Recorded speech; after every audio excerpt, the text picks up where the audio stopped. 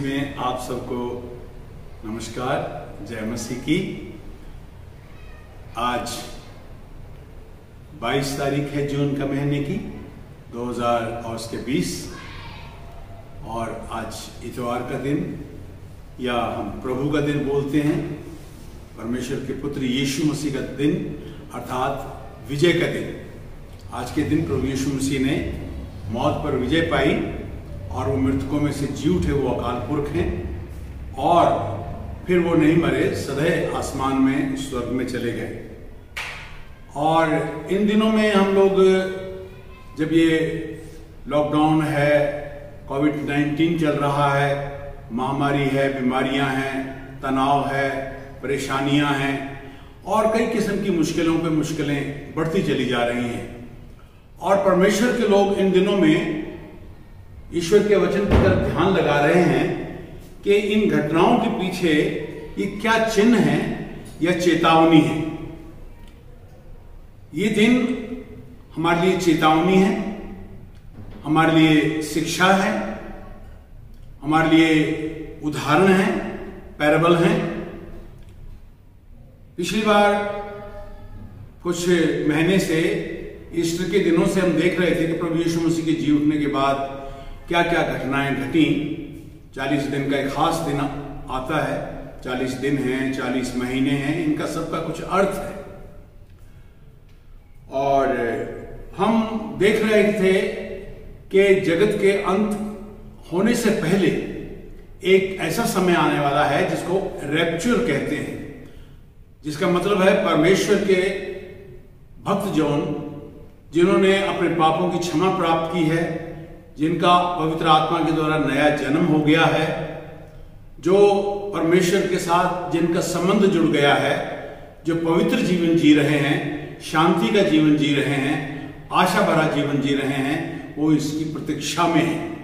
लोग प्रार्थना कर रहे हैं, वचन पढ़ रहे हैं, चिंतन कर रहे हैं और इस कोविड-19 के कारण कई जगह बंधन किए गए हैं, धर्म स्थानों पे कुछ आज़ादी है, कुछ नहीं भी है और कहीं कुछ कठिनाइयां भी हैं। जो चर्च बिल्डिंग है उन्होंने अक्सर ये फैसला किया कि हम चर्च नहीं लगा सकते क्योंकि हम कानून का पूरा पालन करना चाहते हैं और सैनिटाइज करना और उनको चेकिंग करना और मास्क लगा के रहना, 6 फुट की दूरी पर रखना, गीत नहीं गा सकते, पवित्र शास्त्र को हाथों में लेकर नहीं ले सकते, किताबों को हाथ नहीं लगा सकते, दीवारों के हाथ नहीं लगा सकते, प्रभु भोज में भाग नहीं ले सकते। तो परमेश्वर ने हमें एक बात बताई कि कलीसिया चर्च है क्या? चर्च है जो उद्धार पाए हुए लोग, अलग किए हुए लोग, उनको अकलीसिया कहा जाता है, जिसका हिंदी में कलीसिया शब्द कहा दिया गया है और अंग्रेजी में चर्च कहा गया है। तो कलीसिया 3 प्रकार से देखते हैं। एक तो लोकल चर्च है अपने नगर में, जिस चर्च में आप लगातार कलीसिया में इकट्ठे होते हैं किसी भवन में, चर्च बिल्डिंग में। और दूसरा यूनिवर्सल चर्च, सारे जगत में, जो हमें सारा जगत की चर्च दिखाई नहीं देता, लेकिन जब हम देश विदेशों में जाते हैं तो वहां कलीसियाएं मिलती हैं, हम वहां संगति करते हैं। और आरंभ के दिनों में प्रभु यीशु मसीह जी ने जब कहा था मैं अपनी कलीसिया बनाऊंगा और लोग के फाटक उस पर प्रबल होंगे। अकलीसिया का मतलब है चुने हुए भक्त लोग, पवित्र लोगों का समूह, संगति, झुंड और दाग की बाटिका, परमेश्वर का घर। क्योंकि परमेश्वर जो है हाथ के बनाए बिल्डिंगों में नहीं रहता।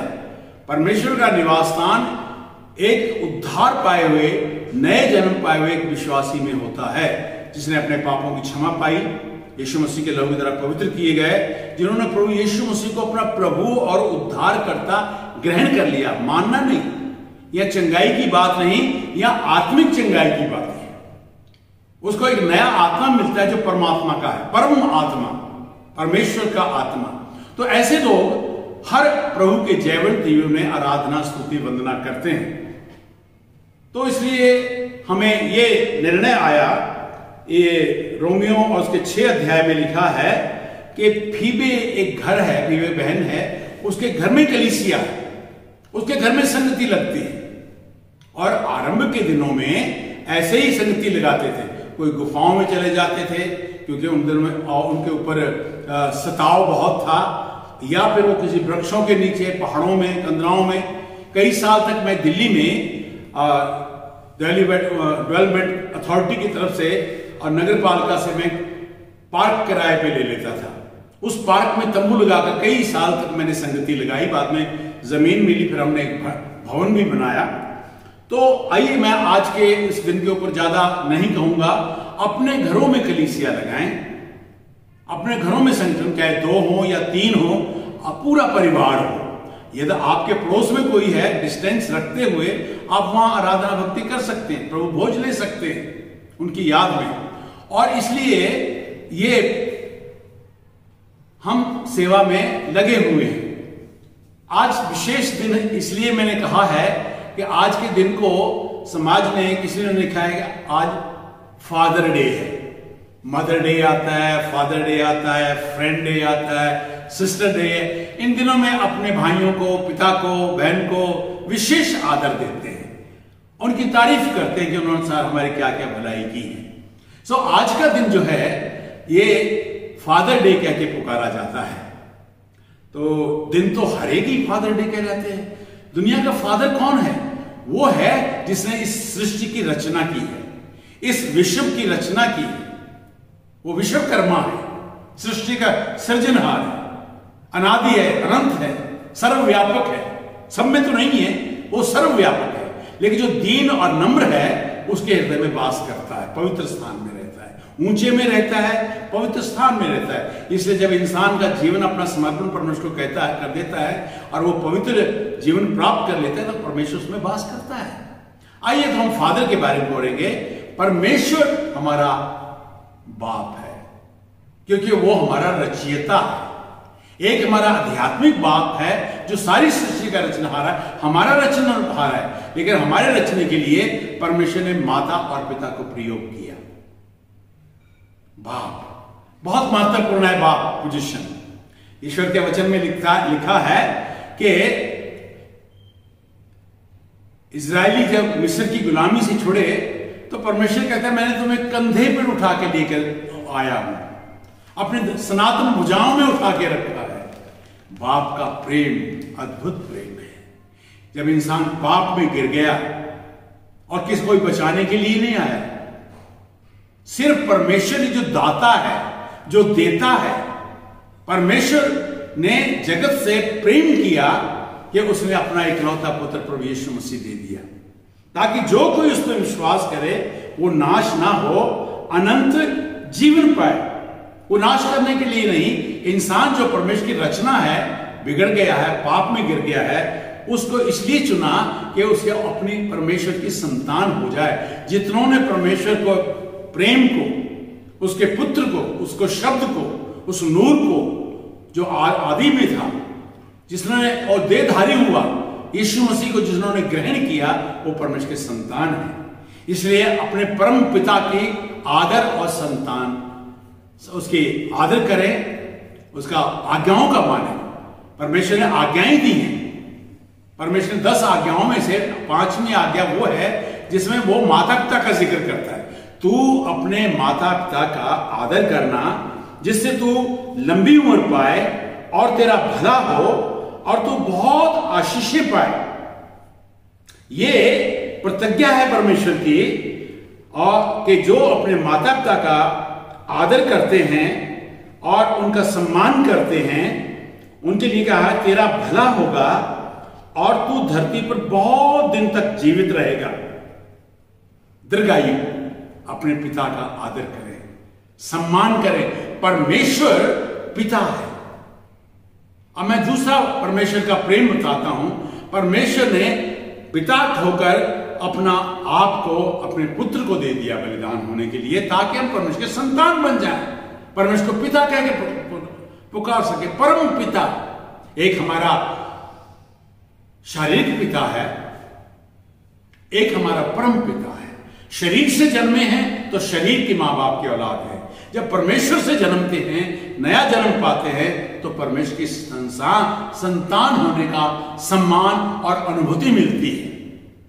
हमारे पिताजी जब अभी छोटी उम्र में थे और हमारे दादा दादी का चलाना हो गया इस दुनिया से, तो पिताजी अभी शायद 20 साल के आसपास के होंगे वो उस वक्त। उनके 2 छोटे भाई थे, एक छोटा था और एक मां हमारी दादी ने उसे दूध पीते हुए छोड़ा, मर गई थी। तो हमारे पिताजी ने मां की तरह उनका पालन पोषण किया। वो चक्की पीसते, कुछ बनाते, कुछ बच्चों वाला फूड बनाते, बच्चों को उंगली से चटाते, ऐसे करके अपने 2 भाइयों को मां की तरह और बाप की तरह से पालन पोषण किया। फिर हम देखते हैं परमेश्वर का वचन कहता है, मां तो अपने बच्चों को भूल जाएगी, लेकिन मैं तुम्हें कभी ना भूलूंगा। देख, मैंने तेरा चित्र अपनी हथेली में खोद कर बनाया है। तेरी शहरपना, तेरा जीवन, तेरा परिवार सदा मेरी दृष्टि में बना रहता है। पिता मां की तरह से प्रेम करता है, ना सिर्फ मां की तरह से, वो भाई की तरह से प्रेम करता है।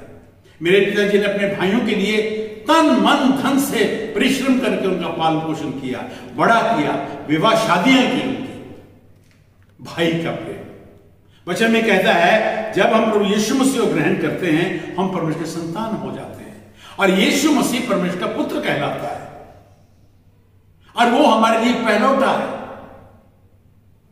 उसके बाद हम उसकी संतान कहलाते हैं। तो हम यहां देखते हैं कि वो भाई की तरह से प्रेम करता है। मैं आपको उदाहरण देना चाहता हूं 2 पिता की। हम गर्मियों के मौसम में बाहर मैदान में, उस वक्त बस्ती छोटी छोटी होती थी और गर्मियों में बाहर चारपाई पे सो जाते थे। मैं अपने पिताजी की गोद में सोता था। तो क्या हुआ, रात के समय, चांदनी रात थी, मुझे अब तक याद है, और मैं शायद 12-13 साल का होऊंगा शायद उस वक्त। ये 48 की बात है, 11 साल का था मैं। तो क्या हुआ कि बंजारे लोग रास्ता, हमारे बस्ती के पास, उन्होंने जवान बैलों की जोड़ियां रखी हुई थी जो खरीदते थे और बेचते थे। वो कहीं रात को बिदक गए और उनकी बाढ़ की तरह से वो दौड़े चले आ रहे थे, भगदड़ मच गई।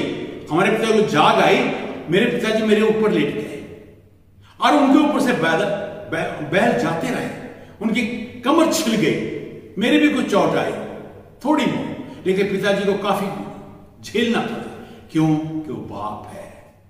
बाप अपने बच्चों से कितनी मोहब्बत करता है, वो बच्चे जानते हैं। फादर डे में कितना मान सम्मान करते हैं, फिर वो मां की तरह से प्यार करता है। मां बच्चे को भूल जाए, मैं तुम्हें कभी नहीं भूलूंगा। मां। फिर तीसरा मैंने बताया, भाई की तरह से। भाई भाई से प्रेम करता है, भाई भाई मित्र बन जाते हैं, है ना। जैसे हमारे पिताजी का उदाहरण दे रहा था, अपने भाइयों के लिए क्या कुछ किया। आज भाई भाई में प्रेम नहीं है, भाई भाई को इग्नोर करते हैं। याद रखिए, सब कुछ मिल जाएगा, भाई नहीं मिलेगा। 2 भाई एक नाव में बैठे हुए नदी पार कर रहे थे और नदी में 2 भाई थे, उनका एक बेटा बैठा हुआ था, एक भाई का, बड़े भाई का बेटा बैठा हुआ था। तो नदी जब में वो पानी में जहाज किश्ती डूब रही थी नाव, तो उन्होंने सामान उठा के बाहर फेंकना शुरू कर दिया। जब सब कुछ फेंक दिया और अभी किनारा दूर था, तब क्या करें? तीनों एक दूसरे को देख रहे थे, अब मरेंगे और किनारे पर पहुंचना मुश्किल है। तब एक जो बड़ा भाई था, जिसका जो बेटा था, बड़े भाई ने अपने बेटे को उठाकर नदी में फेंक दिया, नदी में फेंक दिया। तो दूसरे भाई ने, भाई ये तूने क्या किया, तूने मुझे क्यों नहीं फेंक दिया? भाई ने कहा, मेरे प्यारे भाई, मेरे को बेटा तो और भी मिल जाएगा और पैदा हो जाएगा, लेकिन भाई नहीं मुझे मिलेगा। परमेश्वर भाई की तरह से प्यार करता है। भाई, बड़ा भाई बाप के समान होता है। बाप अपने बेटों को प्यार करे, अपने भाइयों से प्यार करे। ये फादर डे हमें बहुत कुछ सिखा रहा है। संडे जो है, लोग इसको संडे इस्तेमाल करते हैं SUNDAY, मैं इसे कहता हूं SONDAY। ये बेटे का दिन है, परमेश्वर के पुत्र का दिन है, जिसने पापियों के लिए मरकर जी उठा, जिसने हमें परमेश्वर के संतान होने का सौभाग्य दिया।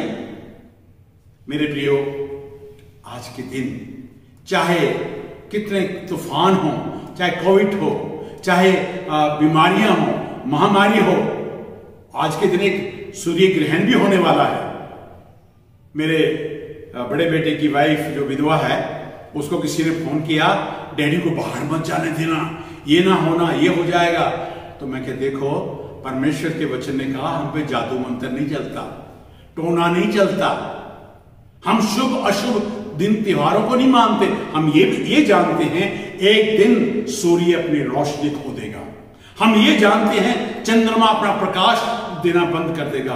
आकाश की शक्तियां हिलाई जाएंगी, आकाश के तारे गिरेंगे, लेकिन परमेश्वर के जो बच्चे हैं वो आसमान में उठा लिए जाएंगे। हालेलुया, प्रभु की स्तुति हो, प्रभु की आराधना हो। इसलिए हमें डरने की जरूरत नहीं है। परमेश्वर ने अपने बच्चों से कहा मत डरो, उस बीमारी से, महामारी से मत डरो, सदा आनंदित रहो। परमेश्वर के छाए हुए शरण स्थान में, उसके छाए हुए घर में अकलीसिया अपनी संगति में बने रहें, कानून के कानून को माने, परमेश्वर के प्रवेश मानना। इसलिए कहता है जो परम प्रधान के छाए हुए स्थान में बैठा रहे वो सर्वशक्तिमान की छाया में ठिकाना पाएगा। कितनी सुंदर प्रतिज्ञा परमेश्वर देता है। उसका धन्यवाद करें, उसकी आराधना करें, कहें मुझे कोई डर ना होगा, ना जादू का, ना मंत्र का, ना शराब का, कि शराब पड़ जाएगा। प्रभु यीशु मसीह ने हमारा श्राप ले लिया है। वो धर्मी होते हुए भी हमारे लिए श्रापित बना ताकि हम आशीषित हो जाए। वो गरीब बना, हम धनवान बन जाएं। वो दुखी हो, सुख पाए। वो परमेश्वर के संतान बना, हम परमेश्वर के संतान बन जाएं। उसने मृत्यु ली ताकि हम मृत्यु के दंड से बच जाए, परमेश्वर की सजाओं से बच जाए जो हमने कर्मों से किए हैं, मनसा वाचा कर्मणा से वो किया है जो परमेश्वर की दृष्टि में बुरा है। हम परमेश्वर को छोड़कर नाशवान चीजों की उपासना की है, जो कि वो अविनाशी परमेश्वर है। हम जानवर पशुओं की उपासना की है, जबकि वो सृष्टि का रचनाहार है। वो कहता है जो परम प्रधान के छाए हुए संगति में बैठेगा वो सर्वशक्तिमान की छाया में ठिकाना पाएगा। इसलिए आप कह सकते हैं वो सर्वशक्तिमान परमेश्वर मेरा घर है, मेरा ठिकाना है, मेरी सुरक्षा है, मेरी चट्टान है, वो मेरा किला है। मैं उसके वश में बेशक कहूंगा कि परमेश्वर पे मेरा भरोसा है। ना तो तुम किसी शैतान की और महामारी की शिकार से फंसोगे, ना महामारी से, क्योंकि जब तुम उसके शरणों में रहोगे, उसके शरण में रहोगे, ना रात के भय से, ना मरी से जो संसार में फैलती है। तेरे आस पास हजारों गिनेंगे लेकिन तेरे निकट कोई भी नहीं आएगा। वो तेरी रक्षा करेगा, तो ये दीर्घायु से तृप्त करेगा। वो उसकी शरण में, उसके पंखों में। मैंने पिछली बार भी बताया था, एक मैं ऐड पे देखा कि एक बड़ा नाव चला आ रहा है, छोटे छोटे चूजे हैं, आपने फेसबुक पे शायद देखा होगा, कि वो मुर्गी बचाने के लिए उससे लड़ रही है। वो सबको बचा के ले आए, एक बच जाती है, उसको भी बचाने के लिए जाती है। प्रभु यीशु मसीह ने कहा कितनी बार मैंने चाहा कि मैं तुम्हें अपने पंखों में लपेट लूं उस महामारी से। वो तुम्हें उकाब की तरह से उड़ना सिखाता है, मां की तरह से, भाई की तरह से, प्रेमी की तरह से। पिता परमेश्वर आपको सबको आशीष दे और आज के दिन को हम आनंद मनाएं। हमारे पिता नहीं हैं, मेरे पिता नहीं हैं, लेकिन कईयों के पास पिता हैं। उनका आदर कीजिए, उनका सम्मान कीजिए। कहिए पिताजी आपके समान कोई नहीं है। पिता मित्र बन जाता है। इसलिए प्रभु ने कहा मैं तुम्हारा मित्र हूं, तुम्हें दास नहीं कहूंगा, मित्र हूं। मित्र मित्र के लिए अपनी जान दे देता है। मैं तुमसे प्यार करता हूं। पिता हमसे प्यार करता है, प्रेम की भलाई दिखाई हमें, हमारा उद्धार किया। ऐसा पिता, अपने पिता को देखिए, सम्मान कीजिए, आदर कीजिए, आप दीर्घायु पाएंगे, भला होगा, आशीषें आएंगी। प्रभु आपको आशीष दे। परमेश्वर कृपा करे कि आज का दिन श्राप का दिन नहीं, चाहे सूर्य अंधेरा हो जाए, चाहे चंद्रमा प्रकाश ना दे, चाहे अंजीर के पेड़ों में फल ना लगे, चाहे आपके खत्तों में कुछ ना मिले, चाहे पशु आपको धोखा देते हों, चाहे वृक्ष धोखा दे जाएं, चाहे बच्चे धोखा दे जाएं, लेकिन मैं परमेश्वर का आनंद मनाए। हबक्कूक ऐसा कहता है, कितनी सुंदर बात है, मैं परमेश्वर के कारण आनंदित और मगन होऊंगा, मैं अपने परम पिता के कारण आनंदित और मगन होऊंगा। उसका धन्यवाद दीजिए, आराधना कीजिए, तन मन धन से प्रभु की सेवा कीजिए, ताकि आपके खत्ते भरे रहें, आप स्वस्थ रहें, चंगा रहें। वो आपको चंगा करने वाला यहोवा राफा है, चंगाई देता है। प्रभु आपको आशीष दे। आइए प्रार्थना करें। पिता परमेश्वर, धन्यवाद करते हैं आज के दिन के लिए, प्रभु यीशु मसीह की जी उठने के लिए, पवित्र जीवन के लिए। आज के दिन परमेश्वर ने हमें अपने प्रेम को प्रकट किया। धन्यवाद करते हैं प्रभु जी, आप हमें माँ की तरह से प्यार करते हैं, भाई की तरह से प्यार करते हैं, मित्र की तरह से प्यार करते हैं। अपनी उस माँ की तरह जैसे एक मुर्गी सर्प से मुकाबला करती है अपने बच्चों को बचाने के लिए, आपने शैतान के गंध को तोड़ा। पिता तेरा धन्यवाद करते हैं, आभारी हैं। सबको आशीष दें, और घर की कलीसिया को, यूनिवर्सल कलीसिया को, लोकल कलीसिया को, सबको आशीष दें। हमारे नगर में, हमारे शहर में, हमारे देश में, जबकि इन दिनों लड़ाई और लड़ाइयों को चर्चा सुन रहे हैं, ये तो बाइबल में लिखा कि ऐसा होगा। जो अंत तक विश्वास रखेगा उसकी सुरक्षा होगी। तेरा धन्यवाद। सबकी सुरक्षा करे, सबको आशीष दें, प्रभु यीशु मसीह के नाम से।